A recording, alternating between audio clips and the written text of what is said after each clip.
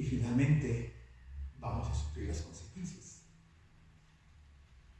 Los fariseos habían estado tratando con desprecio a los publicanos, también a los pecadores que querían seguir a Jesús. El rico ostentoso, del rico y Lázaro, el de la parábola, había tratado a Lázaro de forma muy despreciable, muy inhumana. Pero Jesús ahora advierte severamente a sus discípulos que no cometan un pecado similar. Es decir, que no sean una ocasión de tropiezo para los pecadores, para aquellos que buscaban a Jesús para creer en Él y buscando el perdón de sus pecados. Es muy grave el pecado de aquellos que incitan a los más jóvenes a caer bajo la influencia de los vicios. Y miren, hermanos, hay ejemplos de nuestra época bien delicados, pero bien serios, y que hoy vamos a comentar uno de ellos, y lo voy a hacer porque está en las páginas de internet, es público y tiene que ver con líderes de iglesias.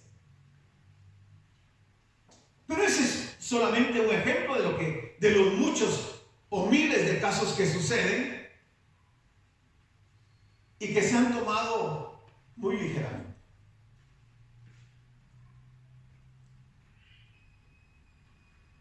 Hubieron muchas transmisiones radiales y televisivas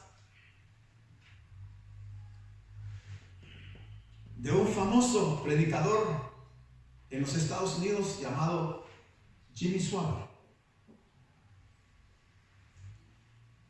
Esas transmisiones fueron vistas por más de 8 millones de personas. Imagínense la trascendencia en los Estados Unidos.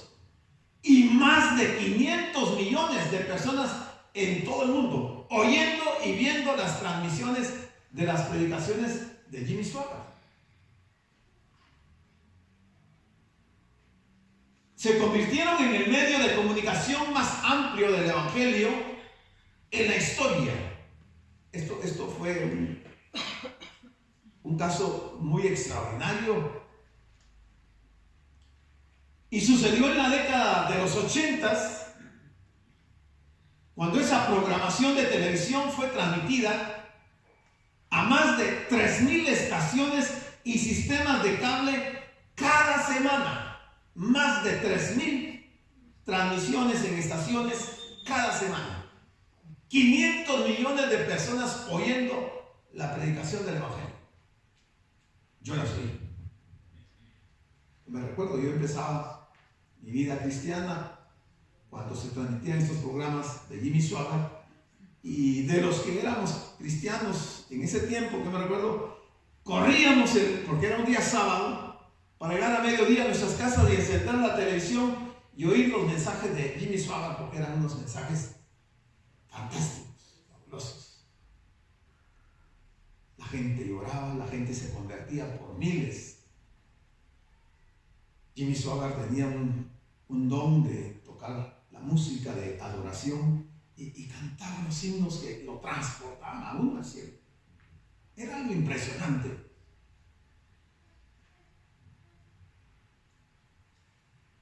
Pero pasaron cosas bien delicadas. En 1986, Jimmy Swaggart denunció a 2 pastores, a Jim Baker y a Marvin Gordon. Y los denunció porque estos 2 pastores mantenían relaciones extramaritales. Y cuando Jimmy Swaggart los denunció, obviamente estos 2 pastores perdieron sus ministerios. Esto ocurrió en las iglesias de Asamblea de Dios. Perdieron sus ministerios. puede decir, qué bueno que hubo un hombre que tuvo los pantalones de denunciar a líderes, pastores, que estaban llevando una doble vida, personas de doble moral. Pero la cosa no se quedó ahí. En venganza, el hijo y el yerno de Gorman lograron fotografiar a Jimmy Swaggart junto a una prostituta llamada Deborah Murphy en un hotel en Luisiana. Gorman le enseñó las imágenes a Swaggart, pidiéndole que se retractara de sus acusaciones para ellos poder recuperar su trabajo en Asambleas de Dios. Pero Jimmy Swaggart le pidió tiempo. Un año más tarde, Gorman le avisó por carta que mostraría las fotografías al líder de las Asambleas de Dios. Jimmy Swaggart no respondió, por lo cual Gorman lo denunció y Swaggart fue confrontado por sus jefes mientras lo golpearon brutalmente.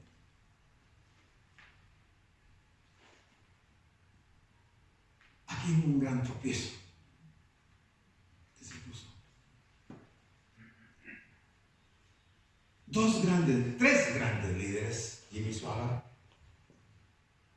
Jim Bakker y Gorman, grandes líderes de la iglesia cristiana en Estados Unidos, envueltos en problemas sumamente delicados.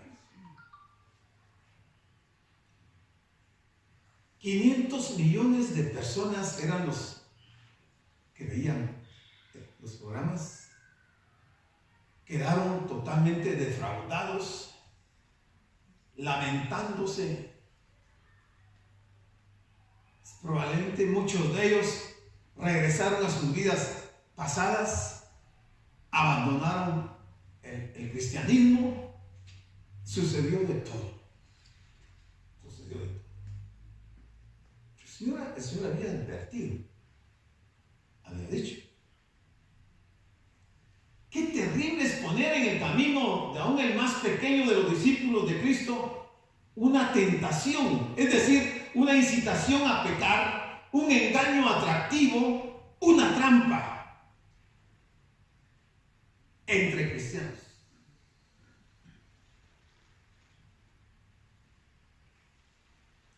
Entonces el Señor dice en el versículo 2, mejor le fuera a este que pone tropiezo, mejor le fuera que se le atase al cuello una piedra de molino y se le arrojase al mar.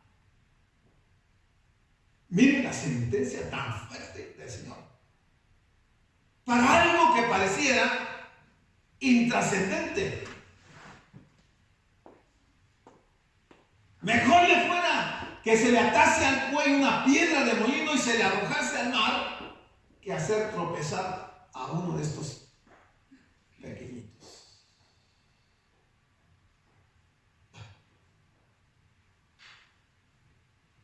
Delicadísimo. La piedra de molino de la que habla Jesús es la piedra superior de dos piedras entre las cuales en aquel tiempo se molía el grano. La referencia es a la piedra más pesada que es movida por un asno o por un burro.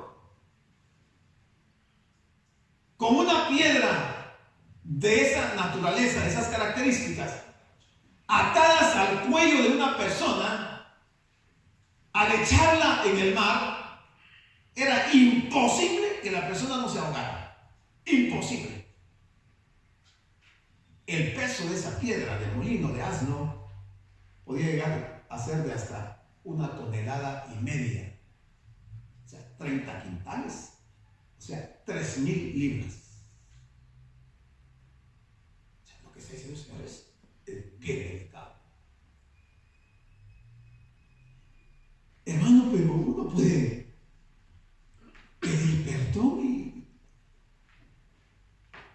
y asunto resuelto. Sí, se puede pedir perdón. ¿Bajo qué circunstancias? ¿Con qué espíritu? ¿Con qué intención? Porque muchas veces el pedir perdón no es más que simples palabras que solo tratan de disfrazar algún error cometido o un pecado cometido. No es suficiente. Antes de pedir perdón, tiene que haber un verdadero y genuino arrepentimiento. Y eso es lo que no se da. Entonces, ¿qué va a pasar con estas personas que han servido de tropiezo o que sirven de tropiezo? Bueno, el Señor no mencionó estas palabras porque no tenía nada que hacer y se le ocurrió decir algo que no se va a cumplir. Eso se va a cumplir. Querramos o no querramos, se va a cumplir. Esa es la piedra, ¿no? Aquí no se puede mencionar bien, pero esta piedra solo podía ser movida por un asno o por un burro. 3,000 libras. Y eso es una piedra de esas que le amarren al cuello a la persona que está sirviendo de tropiezo y que lo lancen al mar. No le está dando ni una sola esperanza de arrepentimiento. Porque poner tropiezo en contra de la doctrina, en contra de lo que dice este libro, es sumamente delicado. El tropiezo del que está hablando Jesús, porque probablemente ya estemos preocupados muchos de nosotros esta mañana, sabiendo que hemos servido de tropiezo a algunas personas.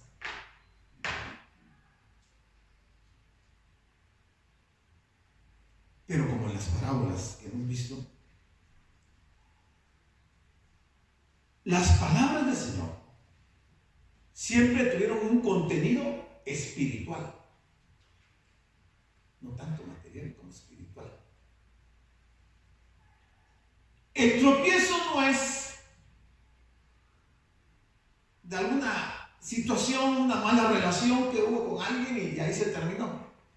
Y ahí siguió el tropiezo. El tropiezo es del tipo espiritual. Cuando yo me convierto en un falso maestro, un falso pastor, o un falso profeta, un falso apóstol de los que hay hoy,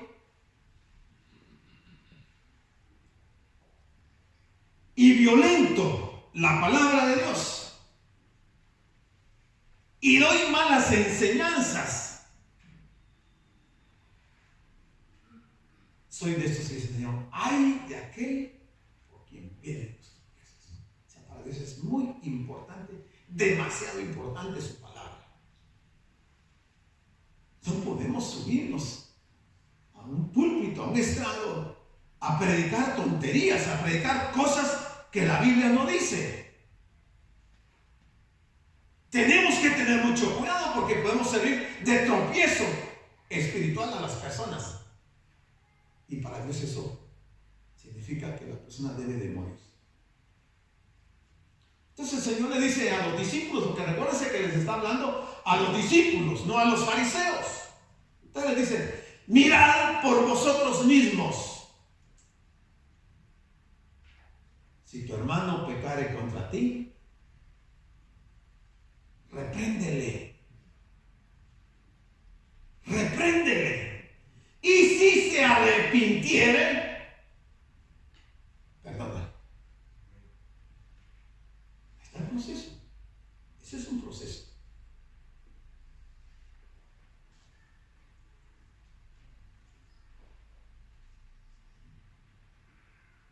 Si un hermano peca contra mí, ¿qué pasa? Si yo lo reprendo y no se arrepiente, ¿qué voy a hacer?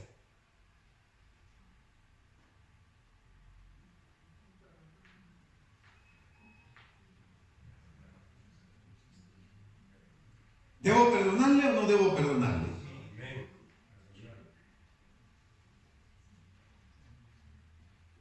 ¿Seguros?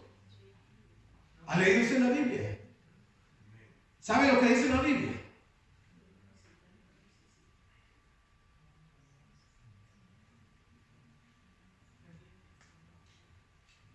¿Ha leído Mateo 18?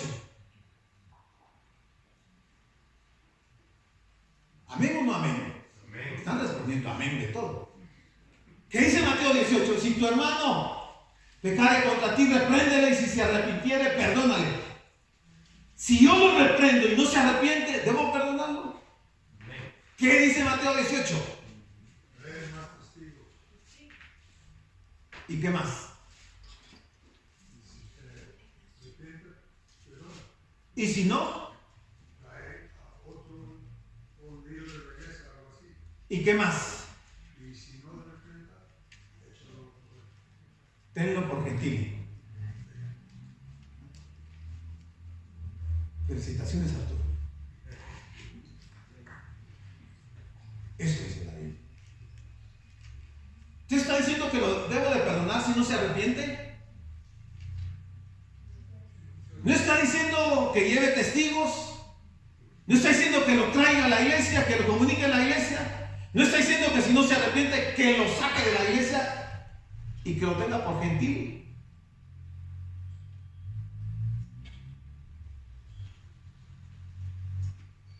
Eso es sincero, cristiano. No es así. Nos han enseñado un evangelio light, donde todo es permitido, todo se puede hacer, no importa, hermano, estamos bajo la gracia y no hay problema.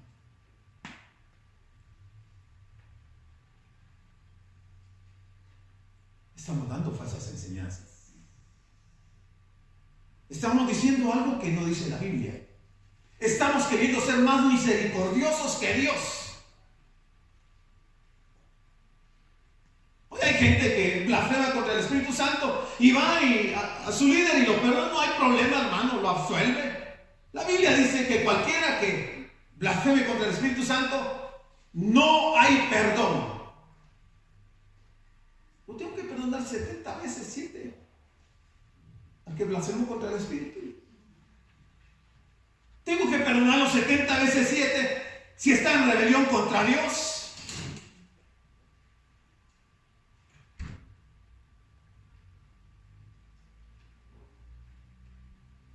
Mirad por vosotros mismos.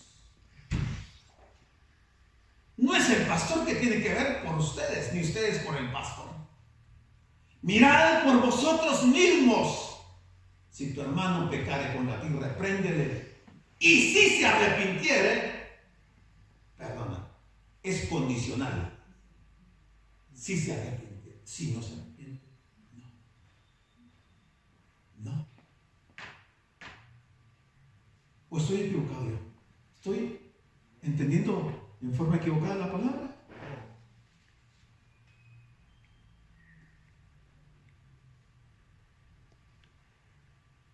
¿Qué procede si tu hermano, lo que decíamos, que pecare contra ti, le reprendes y no se arrepiente? Bueno, tenemos por lo menos dos alternativas acá. Pablo nos dice en Romanos 12:18. Si es posible, en cuanto dependa de vosotros, estad en paz con todos los hombres. Si es posible.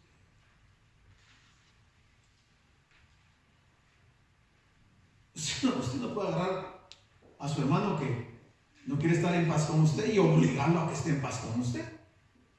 No quiere.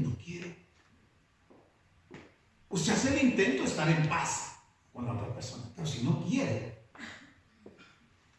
Pablo aquí nos libera de cualquier responsabilidad. Pero el Señor dijo en Mateo 18:15, por tanto, si tu hermano peca contra ti, ve y repréndele estando tú y él solos. Si te oyere, has ganado a tu hermano.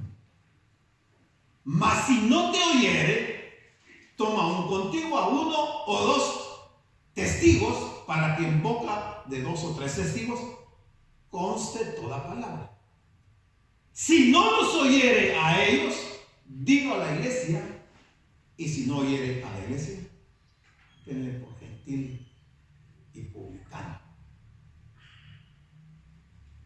Dice que tenlo por cristiano, tenlo por gentil y publicano. Qué severo, Señor. Y no es el mismo Señor que dice que si tu hermano peca contra ti, que lo perdones hasta 70 veces 7. ¿Se está contradiciendo el Señor entonces? ¿Qué prevalece entonces? ¿La piedra de molino? ¿O olvidarnos del problema y seguir como que si nada ha pasado? ¿Qué es lo que dice la Biblia? ¿Qué es lo que tengo que hacer? ¿De qué está hablando el Señor? ¿Se está contradiciendo el Señor? ¿No es clara la palabra? ¿Me dice una cosa y me dice lo contrario? No. No hay contrariedad en la palabra. Es bien claro. Y ahí dice, y si 7 veces al día pecare contra ti, y 7 veces al día volviere a ti diciendo, me arrepiento, perdona. Hay una persona que 7 veces al día peca contra otra persona. Yo dudaría que sea una persona cristiana. 7 veces al día. Está bien una vez al día, una vez a la semana, una vez al mes, una vez al año, pero 7 veces al día. Pero como es posible, y si 7 veces al día viene diciendo, me arrepiento, entonces perdona.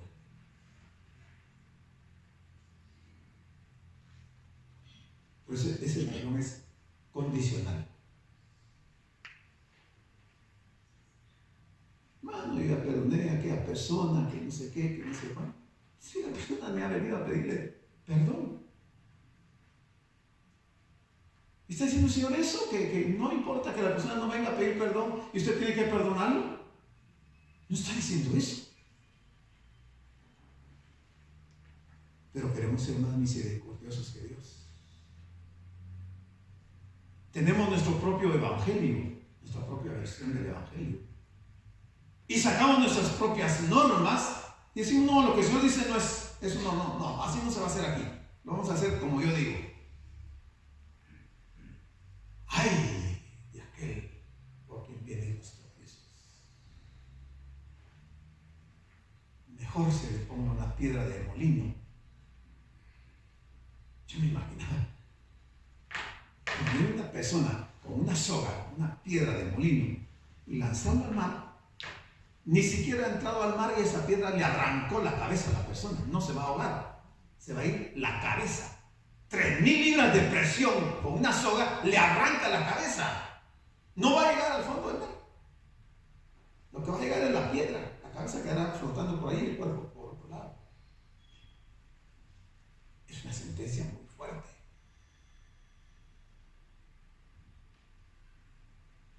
¿Ha sabido usted de algún caso que se haya hecho esto? ¿Relata la Biblia de algún caso como este? O el Señor está hablando cosas ahí porque quería entretener a los discípulos. ¿Es literal o es espiritual?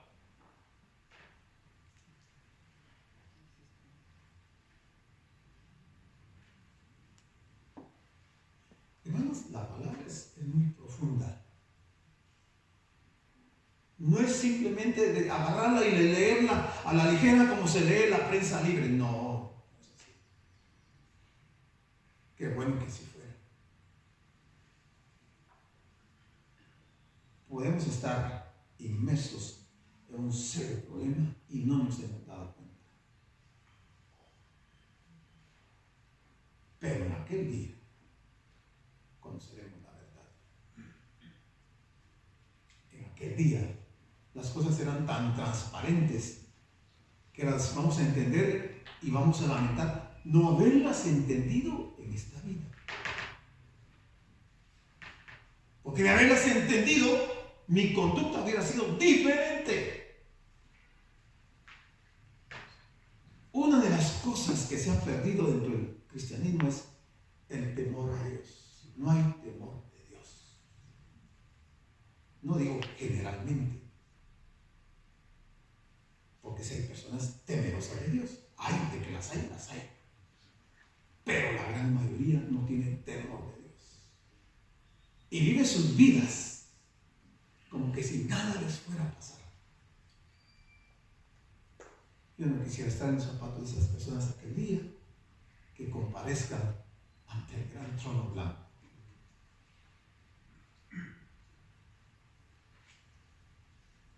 El rico allá en el infierno clamaba, lloraba, suplicaba, pedía misericordia, decía todo lo que quería, se lamentaba, se arrepentía, pero muy tarde.